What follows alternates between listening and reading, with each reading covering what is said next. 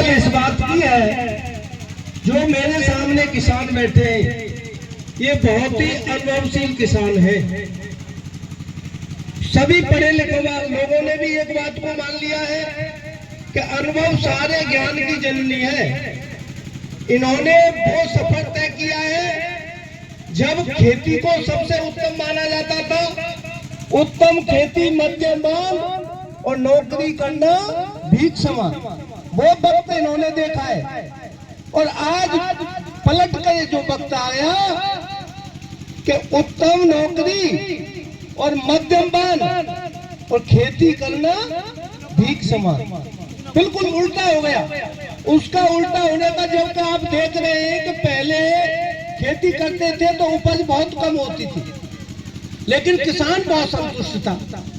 संतुष्ट इसलिए था कि वो जो पैदा कम होती थी लेकिन स्वस्थ रहता था, पूरे जीवन स्वस्थ रहता था। आज पैदा बढ़ गई, लेकिन जैसे ही किसान की उम्र 40 से ऊपर जाती है, उसका वो उत्पादन का पैसा, खेती का पैसा उसकी बीमारी में लगना शुरू हो जाता है।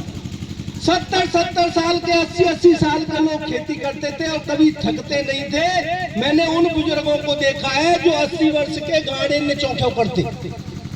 आज स्थिति आ गई है कि 40 वर्ष की अवस्था नहीं होती है, घुटनों पे हाथ रख के अपने घर से निकलता है व्यक्ति, और जब उसकी उम्र 50 पार करती है तो कोई भी दांत नहीं रहता है। ये इतना अंतर आ गया। हम केवल एक चीज समझने के लिए यहाँ पर है, और उस गोष्ठी का अभिप्राय भी यही है, मेहनत कस तो किसान है, अनुभव किसान के पास है, लेकिन समय समय पर जो बदलाव आता है वो कृषि विशेषज्ञों के पास है।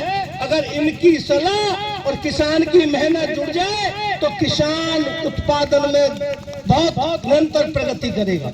उत्पादन से मतलब हमारे स्वास्थ्य के प्रति सजग रहने से भी है। हम पैदा करके और उसको बीमारी में डॉक्टरों के पास जाकर के खर्च कर दे तो वो हमारे उत्पादन का कोई अर्थ नहीं है। आपने कहा कृषि विशेषज्ञों ने यूरिया बहुत अच्छी चीज है, इफ्को बहुत अच्छी चीज है, किसानों ने उसको उपयोग किया, आज तक कर रहा है।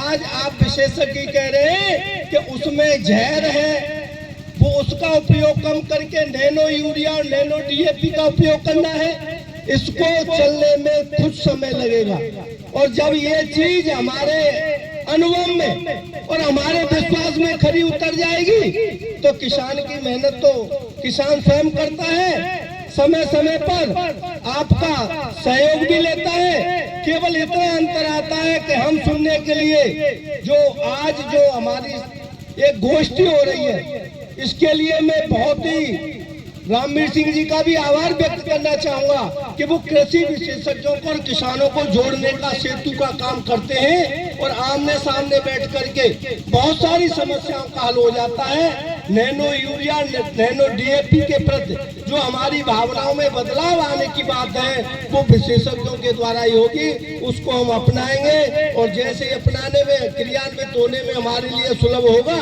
तो वो भविष्य में हम उसका उपयोग करेंगे। बहुत बहुत धन्यवाद।